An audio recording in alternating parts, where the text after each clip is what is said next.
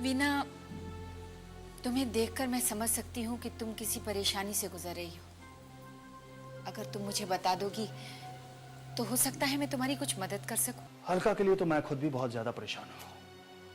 पता नहीं चल रहा है वो लड़का है कौन।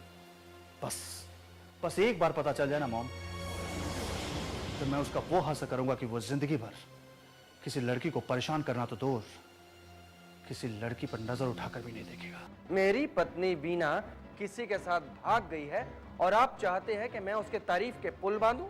मैं चाहती हूँ कि तुम उन्हें मजबूर कर दो कि वो तुम्हें प्यार और इज्जत के साथ उस घर में ले जाए। ओ संगीता पुत्र, ओ प्रकाश पुत्र, मुंह पे हाथ धर के बैठे रहोगे कि इसका कोई हल भी निकालोगे? माँ, हल क्या निकाले? इस लड़की ने तो हमें चारों तरफ से फंसा दिया है। हमारी तो ऐसी हालत हो गई है, एक तरफ कुआं तो दूसरी तरफ खाई। मैं ना कहता था कि उसे घर में ही रखो।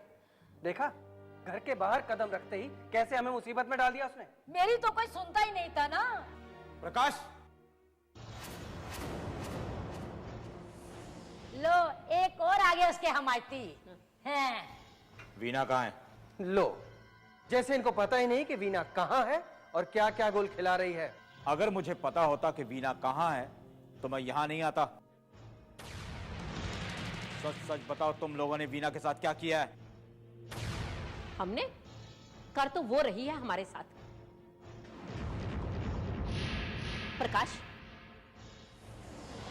जरा वो कागज का टुकड़ा तो इन्हें दिखाना जिस पे उसने हमारी मौत का फरमान लिखा है।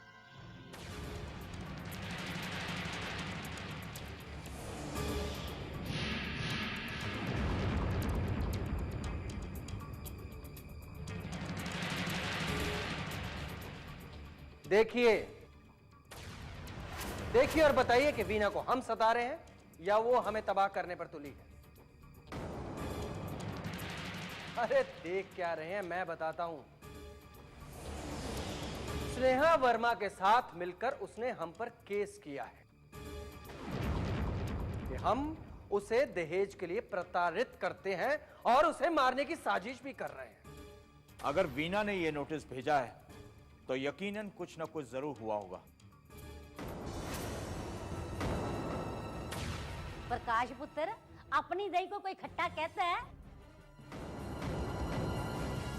तो इनकी भतीजी ना, भला ही मुंह बोली हो। ये तो उसी की साइड लेंगे ना पुत्र, है?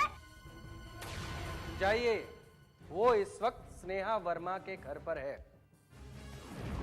और जाकर पूछिए उससे कि गलत हम हैं या वो। और हाँ, मिलिएगा ना तो उससे ये जरूर कह दीजिएगा कि प्रकाश उसकी धमकियों से डरने वाला नहीं है।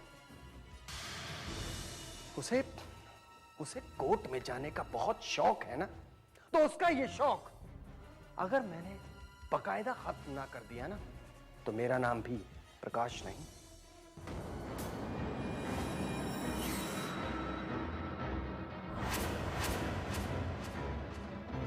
जाइए।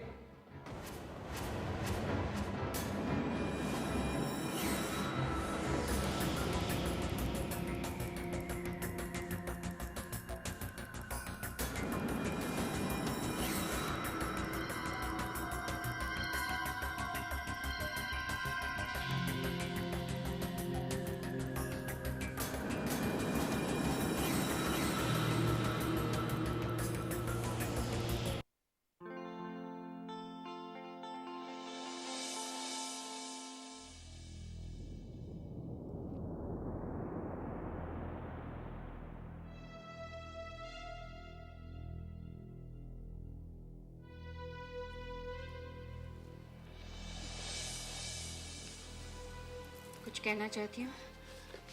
हाँ दीदी, पर आप काम कर रही हैं ना, मैं बाद में कहती हूँ। ये लो, काम खत्म हो गया।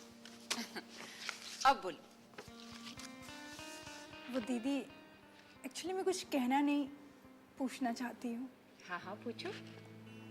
दीदी, आपको नहीं लगता कि मैं कुछ गलत कर रही हूँ?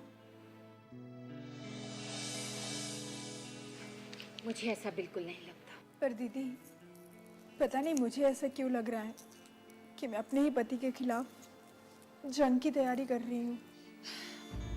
मेरी बात गौर से सुनो। माना कि प्रकाश तुम्हारा सुहाग है, लेकिन उसे भी पता होना चाहिए कि वो तुम्हारा सुहाग तभी तक है जब तक तुम उसे अपनी मांग में सजाती हो,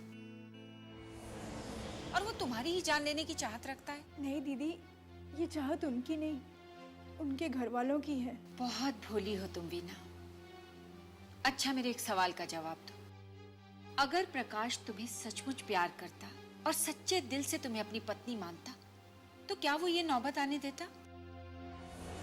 बोलो, जवाब दो।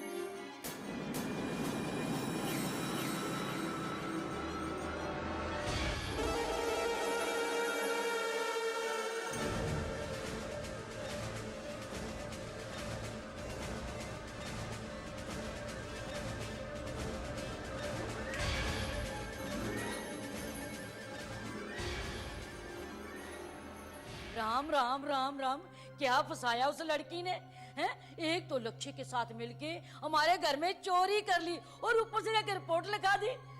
पुत्र जी, हम तो उसको मारने की सोच रहे, ये उल्टा ही पड़ गया हमारे ऊपर।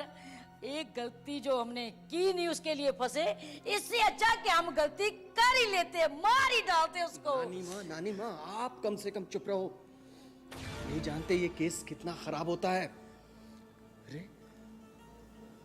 अगर किसी को पता लग जाए ना, तो लेने के देने पड़ जाते हैं नानी माँ। और पुत्र जी, आप बोलने से क्या घबराना, लेने के देने तो पड़ ही चुके हैं। मैं तो कहती हूँ जल्दी से कोई अच्छा सा वकील कर ले, नहीं तो हम सारा परिवार जेल में बैठ के चक्की पीसेंगे, चक्की। वही तो मैं सोच रहा हूँ नानी माँ, कि स्नेहा वर्मा के सामने कौन सा वकील खड़ा करे। लेकिन आप कुछ सोचने दे तब ना। वकील करना इतना आसान नहीं है, और उससे भी बड़ी बात है वकील की फीस के बारे में सोचना। पुत्र जी, मैंने सुना है, कहते हैं बड़े बड़े वकील बहुत पैसे लेते हैं, और इतने पैसे आएंगे कहाँ से? घर तो पहले ही गिरवी पड़ा है। कहते हैं ना, मरी ता जो सा ना आया। लेकिन नानी माँ, वकील तो हमें करना ही पड़ेगा ना, चाहे किसी भी कीमत पर। और हाँ, घर दुकान का क्या है? अरे, जिंदगी बची तो फिर बना लेंगे, अगर जिंदगी नहीं रही तो। लेकिन नानी माँ, ये केस हमें हर कीमत पर जीतना होगा। एक बार इस केस से हम बाहर निकल आए, फिर उस वीना को देख लेंगे। पुत्र जी, केस तो हमको जीतना ही पड़ेगा। उस सरदार के सामने गर्द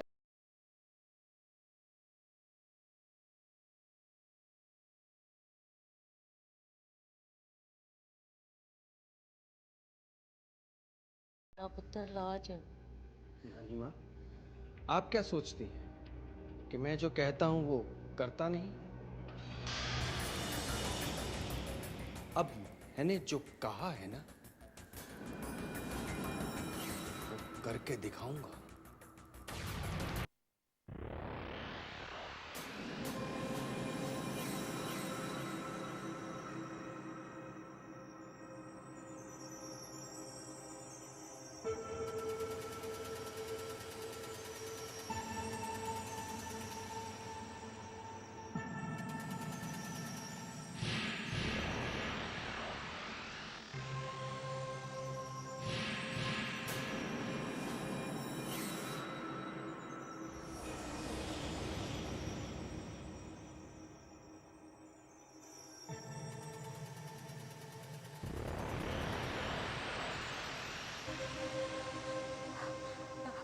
हेलो। Hello cutie darling. कौन? तुम? हाँ मैं अभी थोड़ी देर पहले तुम्हारे घर आया था। वो तुम्हारे प्यारे भाई साहब ने, मतलब मेरे साले साहब ने मुझे चैलेंज किया था। अगर मुझ में हिम्मत है तो मैं उससे मिल के दिखाऊं। आया था मिलने तुम्हारे घर, लेकिन तुम्हारा भाई आलसी सो रहा था। वैसे मैंने चिट्ठी लिखा ही है उसके नाम, जाके अपने भाई को बोलो चिट्ठी देख ले अपने मेज से।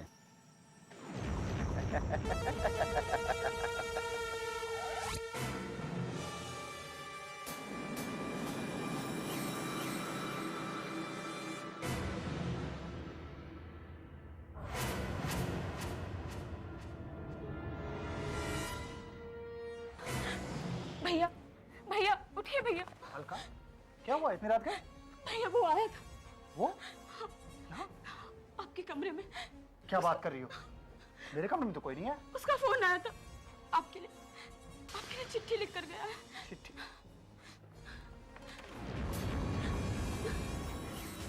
क्या साले साहब मिलने बुलाते हो और सो जाते हो? मैं चाहता तो तुम्हें जगाता, लेकिन किसी के सपना ना मैं नहीं तोड़ता। मैं अपना वादा निभा कर जा रहा हूँ। कभी फिर मिलने का मन हो तो याद कर लेना, मैं आ जाऊँगा, लेकिन इस बार सोना मत। क्या प्रकाश बाबू, जब भी दिखते हो परेशान ही दिखते हो, ठोक बजा के। क्या करें, अपनी तो किस्मत ही खराब चल रही है। क्या सोचा था, क्या हो गया। ना ना प्रकाश बाबू, किस्मत को तो दोष दो मत। वो कहा है कि बिना मतलब मुसीबत मोल लिए चलते हो, तो यही होगा ना। बिना मुसीबत, बस अब आपने मुझे बिजनेस करने की सलाह दी और मैंने हाँ कर दी, तो इसमें क्या गलत किया मैंने भला? ना ना, वो गलत कहाँ है, बस पैसों के बारे में लापरवाही दिखाई, ये गलत है। अरे खैर छोड़ो इन बातों को। हम तो सुने हैं कि तुम किसी और नई मुसीबत में फंस गए हो, ठोक बजा के। कौन सी मुसीबत? अब कहना तो नहीं चाहिए प्रकाश बाबू, लेकिन हम सुने हैं कि तोहरी बीबी घर छोड़कर भाग गई है।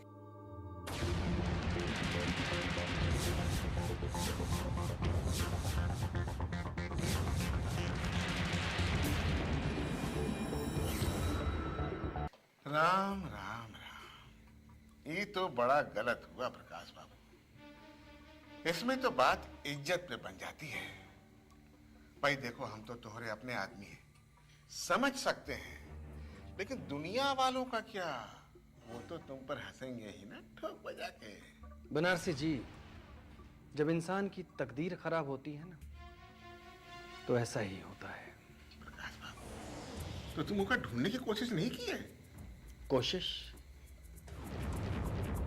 कोशिश तो मैं तब करता ना जब मुझे पता ना होता। दरअसल मुझे पता है कि वो कहां है इस वक्त और किसके साथ है, इसीलिए तो परेशान हूं। तो क्या हुआ भाई, इसमें क्या दिक्कत है? दिक्कत है बनारसी जी, दिक्कत है। इस वक्त वो इस शहर की जानी मानी वकील स्नेहा वर्मा के साथ है, और मुझे पूरा यकीन है कि उसी ने उसको भड़काकर हमारे खिलाफ केस करवाया है कि हम उसे दहेज के लिए प्रताड़ित करते हैं और जान से मारने की कोशिश भी कर रहे हैं। अरे भैया, ये तो बड़ा मुसीबत हो गया, और ये केस भी बहुत ही फंसने वाला है, बहुत बुरा है। तुम लोग तो फंस गए प्रकाश बाबू, ठोक बजा के। फंस तो गए हम बनारसी जी, लेकिन निकलना भी तो पड़ेगा ना, और उसके लिए चाहिए इस शहर का एक और अच्छा वकील। तो भैया यहाँ काहे बैठे हो, शहर में जाओ, इतना वकील है, उससे बात करो ठोक बजा के। सुबह से मैं 100 वकीलों से बात कर चुका हूं, लेकिन एक भी वकील स्नेहा वर्मा के खिलाफ केस लड़ने को तैयार नहीं। कमाल हो गया भाई। ये तो बहुत ही कमाल हो गया। ये बात तो ठीक है कि स्नेहा वर्मा तेज वकील है, लेकिन कौनो वकील उसके खिलाफ खड़ा होने की हिम्मत ना कर सके, ये बात हमारी समझ में नहीं आ रही प्रकाश बाबू ठोक बजा के। मैं तो कोशिश करके देख चुका हूं, क्या आप इसमें मेरी मदद कर सकते हैं? हाँ हाँ, क्यों नहीं, क्यों नहीं। अरे हमरे साथ चलो, ऐसा वकील दिलाई है कि याद करी।